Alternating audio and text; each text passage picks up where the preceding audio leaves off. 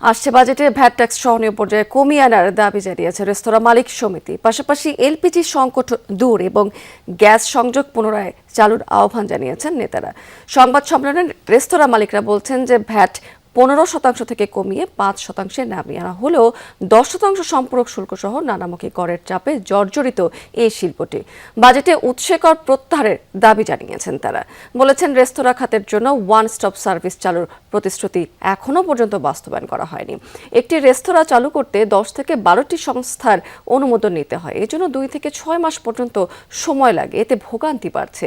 অভিযোগ করা হয়েছে অভিযানের নামে রেস্তোরাঁ ব্যবসায়ীদের হয়রানি করা হচ্ছে।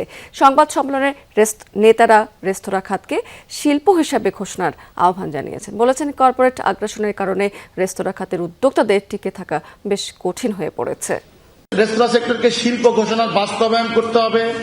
ঢাকা ও উত্তর দক্ষিণ সিটি কর্পোরেশনের ট্রেড লাইসেন্স নবায়ন ও ইস্যু পুনরায় চালু করতে হবে। রেস্তোরাঁ সেক্টরের ট্রেড ইউনিয়নের নামে মালিকদের জিম্মি, হয়রানি ও চাঁদাবাজি সহ সকল সন্ত্রাসী কর্মকাণ্ড বন্ধ করতে হবে।